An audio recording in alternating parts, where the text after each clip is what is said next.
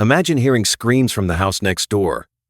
Not just once, not just twice, but over and over again. For hours. You pause. You listen. You tell yourself it's probably nothing. Maybe a domestic argument. Maybe a television turned up too loud. You close your window and you go back to sleep.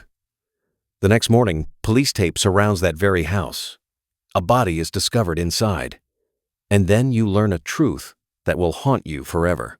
Those screams you ignored were the final desperate cries of a woman fighting for her life. And you were not the only one who heard them. An entire neighborhood listened, and nobody picked up the phone. This is not a fictional horror story.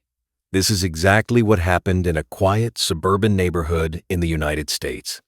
A place where people waved to each other while mowing their lawns. A place where children played basketball in driveways and retirees walked their dogs at sunset. It was the kind of community where everyone assumed someone else would do the right thing. But on one terrible night, that assumption cost a young woman her life. This is the story of what really happened. And more importantly, this is the story of why nobody called for help. To understand how something so horrific could unfold in plain earshot, you first have to understand the neighborhood itself. Picture perfectly manicured hedges, mailboxes that match, a homeowners association that enforced strict rules about fence height and paint colors. People moved here specifically because it felt safe. They paid a premium for that sense of security. Neighbors exchanged holiday cookies. They hosted summer barbecues. They borrowed tools from each other's garages. On the surface, it was the American dream realized. But beneath that pristine surface, something darker was brewing. A silence was growing. A culture of not getting involved. A quiet agreement that what happened behind closed doors was nobody else's business. The house at the center of this story sat at the end of a cul-de-sac, number 47. It was a modest two-story home with beige siding and dark green shutters. A young couple had moved in about 14 months earlier. Her name was Danielle, 28 years old, a graphic designer who worked remotely from her home office.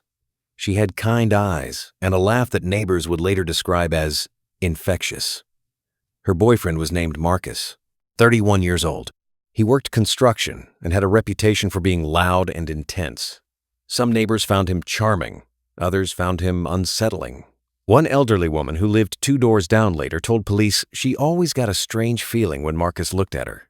She couldn't explain why. She just said there was something empty behind his smile. Danielle and Marcus had been together for just over 3 years. They met through mutual friends at a concert. In the beginning, everything seemed perfect.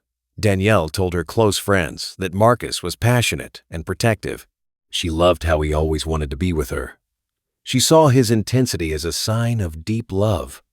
But over time, that passion began to curdle into something darker. The protectiveness became possessiveness. The constant togetherness became isolation. Danielle stopped showing up to brunches. She stopped responding to text messages and group chats. Her social media went quiet. When concerned friends reached out, she always had an excuse. She was busy with work. She was tired. Everything was fine. It was always fine. The neighbors noticed changes too. They saw Danielle less and less. When she did appear, she seemed nervous. She would check the mailbox quickly and scurry back inside. She stopped gardening, which had once been her favorite hobby. Her flower beds wilted and became overgrown with weeds. One neighbor noticed bruises on Danielle's arm when she was bringing in groceries. Danielle caught her looking and quickly pulled her sleeve down. Neither of them spoke a word about it. The neighbor later told investigators she thought about saying something. She really did. But she didn't want to intrude. She didn't want to make assumptions. And honestly, she was afraid of Marcus. Because Marcus had a temper. Everyone knew that. He once got into a screaming match with a delivery driver who accidentally drove over a corner of his lawn. Another time, he threatened a teenager who skateboarded too close to his truck. The police were never called for these incidents. People handled it the way people in polite neighborhoods often do. They avoided him. They whispered about him, but they never confronted him. They never reported him. They simply hoped the problem would go away. On the day everything changed, the weather was unseasonably warm. People had their windows open. Ceiling fans spun lazily in bedrooms up and down the street. It was a Tuesday evening. Around 7 o'clock, a few neighbors noticed Marcus's truck pull into the driveway. He got out and slammed the door hard. The sound echoed across the cul-de-sac. One neighbor, a retired schoolteacher named Barbara, was sitting on her back patio reading a novel. She heard the truck door slam and looked up briefly. She saw Marcus stomping toward the front door. She thought to herself that he looked angry about something. She went back to her book. Inside the house at number 47, an argument was already brewing. Danielle had been on the phone with her mother earlier that afternoon. It was the first time in months she had spoken openly about her relationship. She told her mother she was scared. She said Marcus had been becoming more violent. He had shoved her against a wall the previous weekend. He had broken her phone. He had threatened to kill her if she ever tried to leave. Her mother begged her to get out of the house. Danielle said she was working on a plan. She just needed a little more time. She promised to call again the next day. That phone call never came.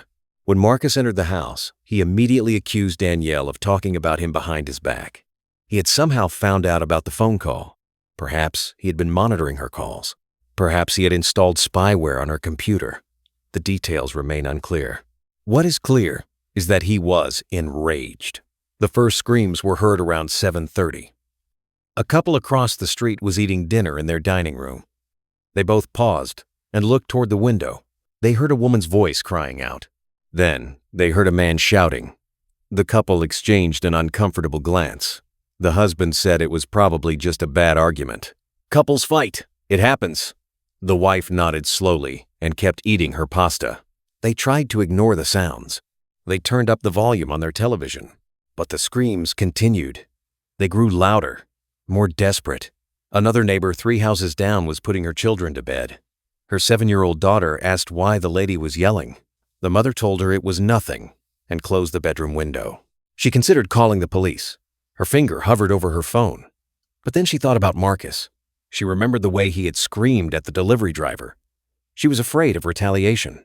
She was afraid that if she called the police, Marcus would know it was her. So she put the phone down. She told herself someone else would call. There were plenty of other neighbors. Surely one of them was already dialing 911. She was wrong. By 8 o'clock, the situation inside the house had escalated dramatically. Danielle was now actively fighting for her life. She had tried to escape through the back door, but Marcus caught her. She had tried to lock herself in the bathroom, but he broke through the door. Furniture was being overturned. Glass was shattering. The sounds were unmistakable. This was not a simple argument. This was violence. Raw and brutal violence. The retired schoolteacher Barbara had long since abandoned her book. She was now standing in her kitchen, listening to the chaos next door. Her hands were trembling. She later told police that she could hear Danielle screaming specific words. She heard her scream, "Stop." She heard her scream, "Please." She heard her scream, "Somebody help me." Barbara picked up her cordless phone. She held it in her shaking hands. She stared at the keypad, but she did not dial. She was frozen by fear. Fear of getting involved. Fear of being wrong. Fear of what Marcus might do if the police came and then left, leaving her to face him alone. So, she placed the phone back in its cradle, and she did nothing. Across the street, the couple had finished their dinner. They were now sitting on their couch, pretending to watch a movie. Neither of them was really paying attention. They could still hear muffled sounds coming from number 47. The husband later admitted in an interview that he knew something terrible was happening. Deep in his gut, he knew. But he had convinced himself that it was not his problem. He had convinced himself that intervening would only make things worse. He had heard stories of good Samaritans getting hurt or sued. He thought about his own family, his own safety. He told himself that Danielle had chosen to be with Marcus. If things were so bad, why didn't she just leave? These were the thoughts that ran through his mind as a woman was being beaten less than 50 yards away. The children's mother, who had closed the window, also heard the screams continue. They were fainter now, muffled by glass and distance, but still present. At one point, she heard what sounded like a woman wailing, a long, mournful, agonizing wail that seemed to go on forever. She checked on her sleeping children. She made sure they were safe. She closed her own bedroom door and cried silently. She didn't know why she was crying. She didn't know Danielle personally. They had only exchanged a few pleasantries months earlier, but something about that scream broke through her carefully constructed walls. Still, she did not call the police. She told herself the same lie everyone else did. Someone else will handle it. Someone else is definitely calling right now. But nobody was calling. The phone lines were silent. The police dispatchers had no idea what was happening. An entire neighborhood had collectively decided to look the other way. What happened next inside the house was even more chilling. The violence continued for another hour. Marcus had barricaded the doors. He had pulled the curtains shut. Nobody could see inside. They could only hear. The screams eventually became whimpers. The whimpers became silence. And in that silence, the neighbors finally felt relief. They told themselves the worst was over. They told themselves Danielle was okay. Maybe Marcus had left. Maybe they had made up. People went to bed that night with a sense of uneasy peace. Barbara turned off her kitchen light and climbed the stairs to her bedroom. The couple across the street finally went to sleep. The mother of two checked on her children one last time and closed her eyes. The neighborhood settled into darkness and quiet. But the quiet was deceptive. The silence was not a sign of peace. It was a sign of the end. Sometime around 10:30 that night, Marcus strangled Danielle to death in their bedroom. Her body lay there for hours as the neighborhood slept.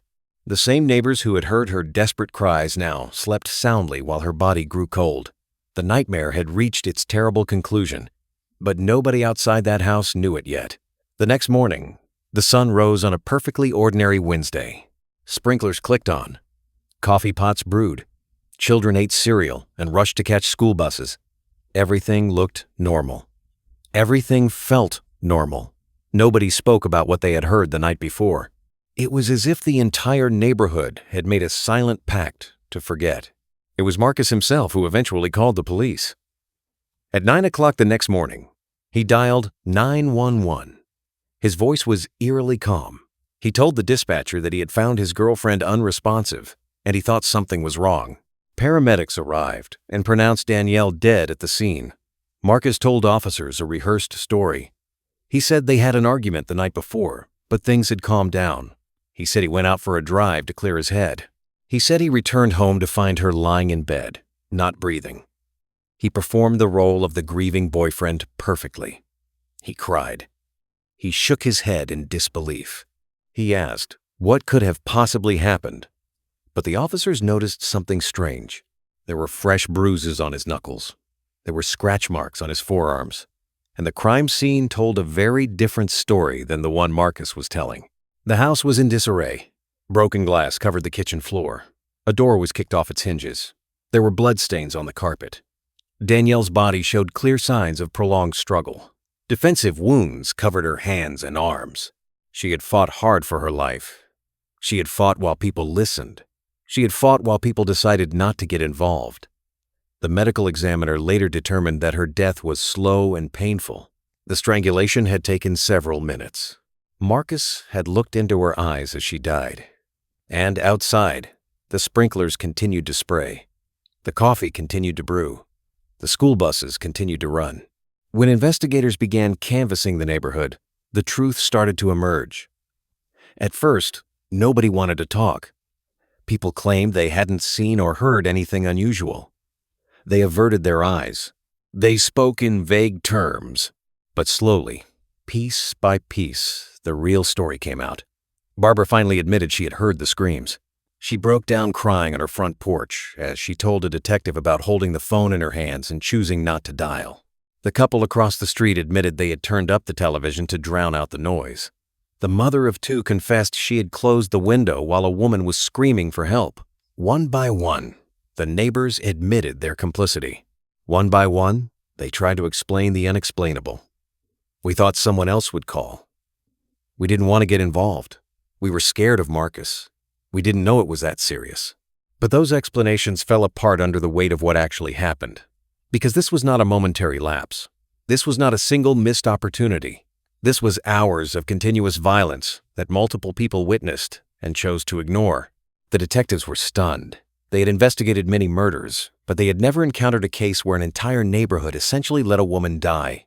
They had never seen such a complete failure of community, such a profound abdication of basic human responsibility. Danielle had screamed for help. She had literally called out for someone to save her, and her voice had fallen on deaf ears. Not because people couldn't hear her, but because they chose not to listen. The trial of Marcus was swift and decisive. The physical evidence was overwhelming. The neighbors were now forced to testify, forced to publicly admit what they had done and failed to do. Their testimony painted a haunting picture of collective inaction. The jury was visibly shaken.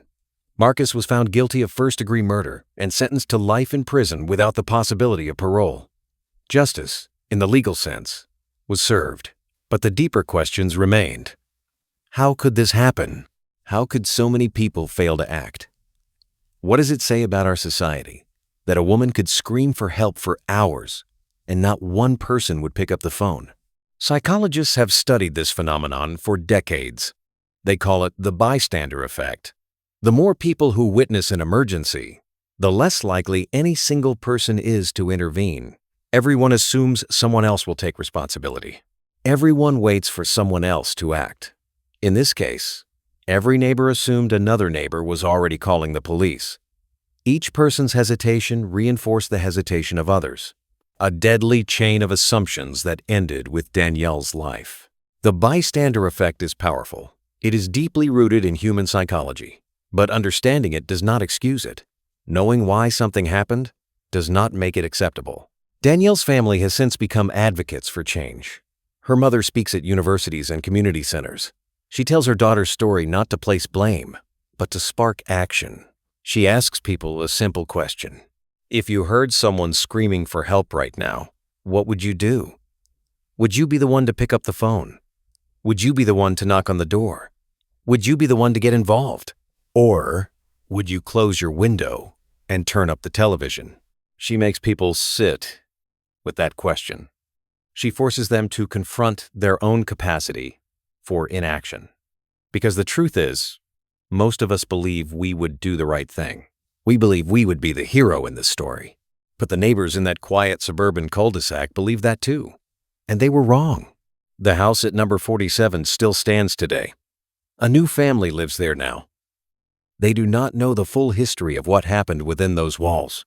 The real estate agent was not required to disclose the murder. The new owners planted fresh flowers in the garden beds that Danielle once tended. Their children play in the yard where Marcus slammed his truck door for the last time. Life moves on. The neighborhood has returned to its peaceful routines. But a shadow lingers. An unspoken knowledge hangs in the air. Everyone who was there that night carries the weight of what happened. They carry it in their chests when they see a police car. They carry it when they hear a loud argument from a neighbor's house.